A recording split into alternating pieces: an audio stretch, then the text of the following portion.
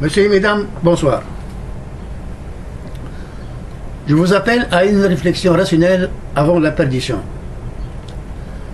Je suis sûr et certain que cette conversation ne changera jamais la croyance du lecteur, quelle que soit sa religion et son niveau intellectuel, s'il ne se libère pas de l'intolérance et étudie les choses d'une façon rationnelle.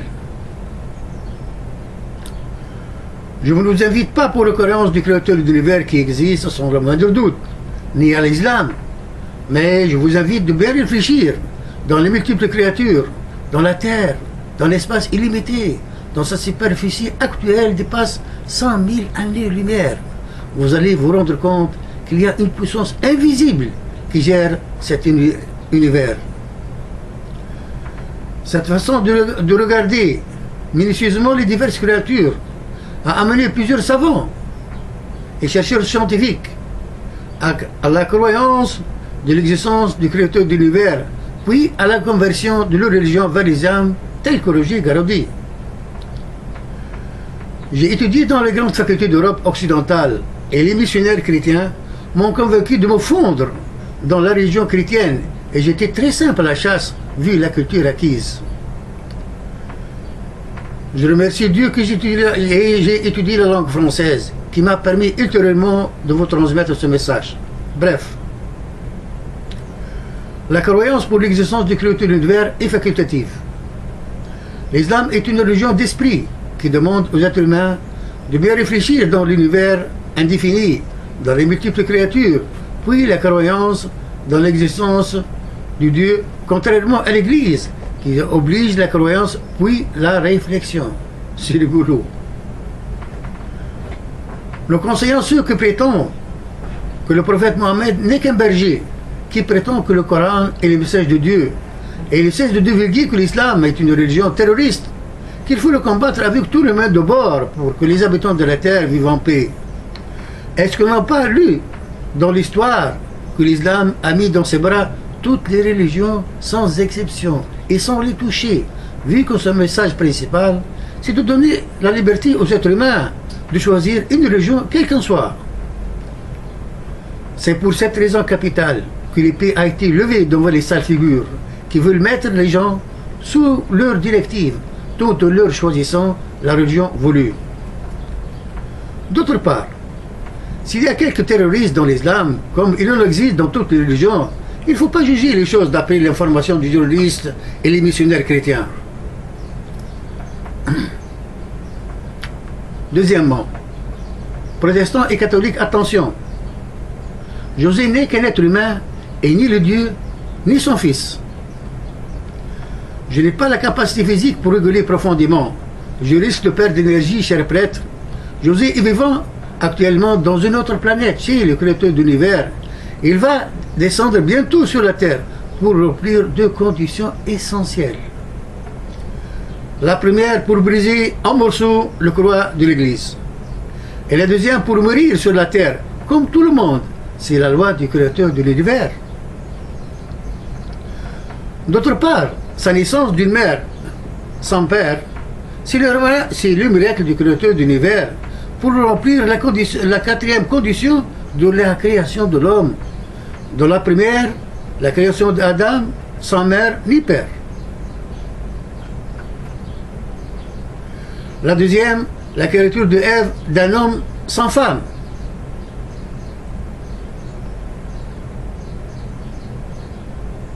La troisième, la création de l'homme de père et de mère, cher prêtre. Vous ne le croyez pas, c'est votre droit. Mais rappelez-vous bien de cet avertissement, cher prêtre. José va descendre, va être questionné demain devant le Dieu, qui va lui demander, José, est-ce que tu as dit à ces chrétiens que tu étais le Dieu? Non, mon Dieu. Je n'ai pas dit uniquement ce que vous m'avez ordonné. Et vous étiez témoin. Ne vous soutenez pas, cher prêtre, si je vous dis que j'ai vu José dans mes rêves et que je l'aime autant que vous. Mes sincères salutations, José. Et je souhaite du créateur de l'univers pour vous voir demain, pour vous embrasser et vous dire que j'ai transmis le message à ces chrétiens idolâtres, cher José. Troisièmement, falsification de la Bible et la Torah et la faillite de l'Église. Je m'adresse à ceux qui s'attachent au mensonge de la Bible et la Torah, dont les nouvelles découvertes scientifiques, aussi bien que les prêtres et les rabbins, ont reconnu incontestablement leur falsification, et que l'Église est déjà en faillite depuis des siècles, vu qu'elle s'est orientée vers l'Afrique pour chasser les familles et les handicapés mentaux, pour avoir plus de frères et de sœurs dont le Dieu a besoin, d'après les mensonges des missionnaires. D'autre part, l'abandon de la majorité des chercheurs et les savants de cette religion pleine de superstitions pour s'orienter vers l'islam me dispense de dire autant. Cela prouve sans doute que le Coran, c'est la révélation de Dieu qui nous a informés de cette falsification dans plusieurs reprises dans le Coran, Surat Al-Baqarah, vers 75, Surat An-Nisa, vers 46 et Surat Al-Maïda, vers 13. Et la question qui se pose, chers prêtres et rabbins, comment le prophète Mohammed a pris connaissance de cette falsification, vu qu'il ne sait pas ni lire ni même écrire? Vous ne soyez pas honte de la réponse, ou vous voulez encore être attaché à votre infidélité. Quatrièmement, les avantages de l'islam pour l'humanité, chers missionnaires. Je m'adresse à ceux qui ne cessent de divulguer que la civilisation musulmane n'est qu'une religion des arabes mentaux. Est-ce qu'ils ont oublié qu'ils ont pris le savoir-faire de l'islam, que l'Europe était dans l'ignorance totale, et que les sciences nouvelles telles que la Vicenne et l'algèbre, qui sont d'origine musulmane, sont encore éduquées dans nos jours dans les grandes facultés d'Europe. D'autre part, les grandes facultés musulmanes, notamment dans l'Europe, qui existent à nos jours, font foi d'une grande civilisation qui a fait sortir l'Europe de l'ignorance et le sous-développement des mentalités longtemps attachées aux mensonges de la Bible et la Torah. Ce n'est pas moi qui prétends ce qui a été dit, mais c'est le témoignage de vos savants, tels que Roger Garabi, qui a abandonné l'Église pour se fondre dans la religion musulmane. Ce n'est pas la peine de dire autant les millions de manuscrits en langue arabe volés par les colonisateurs qui existent dans vos musées, vous dispensent de l'écriture et de la conversation. Cinquièmement, avertissement aux étudiants musulmans. Je m'adresse à ceux qui ont abandonné la religion musulmane, tout en imitant une église en faillite pour se fondre dans une civilisation occidentale inhumaine, horizontalement que verticalement, par les témoignages des chercheurs scientifiques. Et les savants, dont les plupart ont converti leur religion vers l'islam. Je ne suis pas contre la réouverture pour les civilisations, au contraire. J'insiste les jeunes à étudier les sciences nouvelles, dans tous les domaines. Nous sommes dans le besoin d'avoir un poids équivalent pour nous imposer devant les instances internationales et défendre nos territoires et nos ressources terrestres, mais en parallèle, ne pas oublier votre religion musulmane. Chers étudiants, cet Occident voudra, avec tous les mondes de bord, vous laisser sous ses pieds, en un mot, des consommateurs qui font la mendicité pour avoir le pain. Vous n'avez pas la virginité et le courage pour bouleverser la table. Chers étudiants, j'étais comme vous impressionné par la civilisation occidentale et par le prophète de la prolétariat Karl Marx et son élève Friedrich Engels. Et quand j'ai converti ma religion vers l'islam, je me suis rendu compte que la majorité des sciences acquises dans les grandes facultés d'Europe, comme le foin, et n'attirent pas même l'attention la chèvre de ma tante. Et que le vrai savoir-faire dans les livres jaunes qui se vendent par bascule sur les territoires. Sixièmement, les singes se moquent du professeur Darwin et ses élèves. Dieu nous a informé dans le Coran, dans plusieurs versets, que c'est lui qui a créé l'homme. Et que par la même occasion, un conseil pour ceux qui ne cessent de croire que nous sommes descendus de nos ancêtres les singes, d'après l'handicapé mental Darwin, de nationalité anglaise et d'origine juive, et que l'ADN de toutes les espèces, a prouvé incontestablement l'inverse, et a mis notre professeur Darwin et ses élèves dans une moquerie qui a fait rigoler les singes eux-mêmes. D'autre part, nous avons vu D'autre part, nous n'avons pas lu ni lire dans l'histoire qu'un seul singe s'est développé et que la vraie histoire a été fabriquée par les ennemis juifs dont certains de leurs ancêtres ont été rendus par le dieu des singes à cause de leur infraction de ne pas chasser à la mer chaque samedi. Surat Al-Baqarah, verset 65. Pour cacher ce scandale devant l'humanité, ils ont chargé cet handicapé mental appelé Darwin, qui a vécu une longue durée parmi les singes, et que cette observation a influencé sur sa pensée et lui a fait oublier notamment ses origines humaines, pour nous dire, en fin de compte, que l'origine de l'homme primitif était un singe. Dommage, notre professeur a été décédé avant l'apparition de l'ADN. Et s'il était vivant, il sera une vraie moquerie dans les journaux et les débats télévisés. Ça lui suffit, la moquerie journalière des singes. Septièmement, défi et moquerie d'une mouche pour les biologistes. Je m'adresse à ceux qui prétendent de créer la vie et choisir le sexe de son enfant, et que Dieu a défié ces ignares, en premier lieu, de récupérer ce qui a été arraché sans merci par une mouche de leur repas. D'autre part, le choix du sexe et le cyclonnage des espèces n'est qu'une blague blanche pour mettre en doute la croyance des musulmans par les ennemis juifs qui gèrent les filles derrière les rideaux. Chers créateurs de vie, laissons-nous de côté la création de la vie et le cyclonnage des espèces, parce que Dieu nous a informé que le Coran, Surat Shura, verset 50, que c'est lui qui a la décision de donner les nouveau-nés et choisir les sexes à ce qu'il voudra et mettre ce qu'il voudra stérile.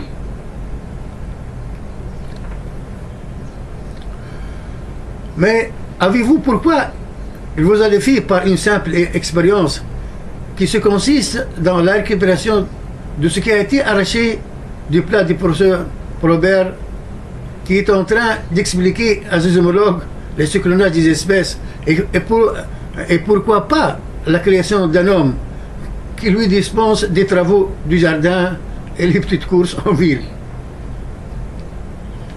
C'est parce que cette mouche n'a pas de ventre qui lui permettra la digestion et que Dieu l'a octroyé une autre possibilité qui consiste dans l'injection d'un liquide sur son repas arraché du plat du professeur Robert sans merci. Et après quelques fractions de secondes, le repas se transforme en liquide facile à boire. D'autre part, M. Robert, dorénavant, si la mouche se mettra sur votre verre, ne craignez pas la contagion. Attrapez-la pour la plonger dans votre verre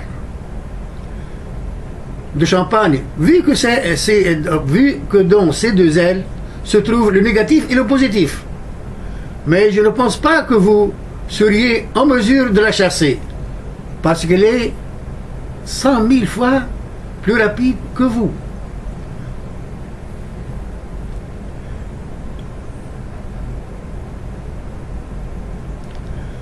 Une dernière question, M. Robert. J'espère que vous serez loyal d'après le Coran, qui est la révélation du Créateur de l'univers. Ou bien, c'est le mensonge, eh bien, vous êtes encore attaché que c'est le mensonge de Mohammed, comme on me l'a enseigné dans vos facultés racailles. Combien vous êtes incapable devant la compétence de Dieu, Monsieur Robert. Et je vois que cette mouche vous a donné une leçon inoubliable dans l'avenir, pour ne pas prétendre à des rêves irréalisables et de mieux jouer dans votre petite cabane. Mes sincères salutations, Monsieur Robert, et bon appétit, si vous avez encore le goût de manger. Et maintenant, je vais prouver qu'insurtable que le Coran, c'est la révélation du Créateur de l'univers et que le prophète Mohammed n'a rien à voir. 1. L'eau fraîche et salée au fond de la mer sans se mélanger. Dieu nous a informé dans le Coran, sur Al-Rahman, vers 19 et 23, que les deux eaux existent au fond de la mer sans se mélanger. Sujet qui a été conclu par l'équipe Costaud, et que la question qui se pose aux attachés de ce prophète Mohammed, et que la question qui se pose aux athées, est-ce que le prophète Mohammed avait les moyens techniques pour découvrir ces eaux, ou bien le Coran, c'est la révélation de Dieu? Deuxièmement, Dieu nous a informé que le Coran, surat Al-Hajar, vers 15, une fois on franchit l'atmosphère, nous serions exposés à une obscurité totale, et que les sciences nouvelles ont approuvé incontestablement cette obscurité.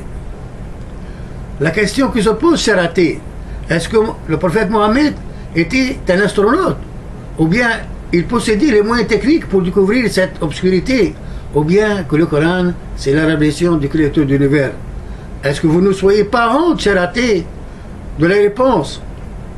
Je sais très bien que la réalité est difficile à digérer, vu que vous êtes attaché à votre infidélité, malgré les découvertes scientifiques qui sont devenues une réalité incontestable. Troisièmement, la différence entre les empreintes digitales de toute l'humanité.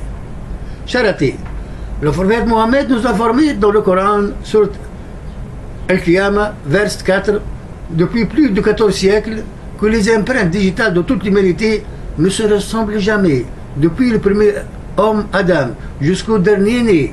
D'après vous, si le Coran n'est pas la révélation du Créateur de l'univers qui a informé le prophète Mohammed ce miracle, qui a approuvé incontestablement, qui a été approuvé incontestablement par les sciences nouvelles et utilisé par la police criminelle pour détecter les crimes longtemps résolus par la police. Ce miracle d'empreinte vous suffira la croyance de l'existence du Créateur de l'univers et que l'islam est la vraie religion pour toute l'humanité, ou vous êtes encore attaché au mensonge de la Bible et la Torah et au mensonge des missionnaires. Quatrièmement, obligation du Créateur de l'univers pour vivre uniquement sur la terre. Je m'adresse à ceux qui ne cessent de croire que l'islam, je m'adresse à ceux qui ne cessent de croire qu'ils ont dominé la terre et prétendent de nous bâtir des cités sur la planète Mars. Dommage, ils ont investi des trillions de milliards qui sont jetés finalement par la fenêtre, et que le résultat définitif, c'est le résultat qui est arrangé climatiquement par le Dieu pour vivre, vu que nous avons besoin de la lumière du soleil, de l'oxygène, aussi bien que tous les ingrédients du sable, qui ne se trouvent pas en totalité sur les autres planètes, vu que chacune d'elles a ses propres lois. Cela prouve incontestablement que le Coran, c'est la révélation du Créateur de l'univers qui a posé cette condition sur Taha, vers 54, et que le prophète Mohammed n'a rien à voir. D'autre part, l'avancement des sciences nouvelles dans tous les domaines font signe que la fin du monde est à quelques mètres de nous, d'après l'avertissement du Coran sur Yunus, vers numéro 24. Est-ce que j'ai averti avant la perdition? Dieu vous est témoin que j'ai transmis le message. Séquence terminée, mes salutations.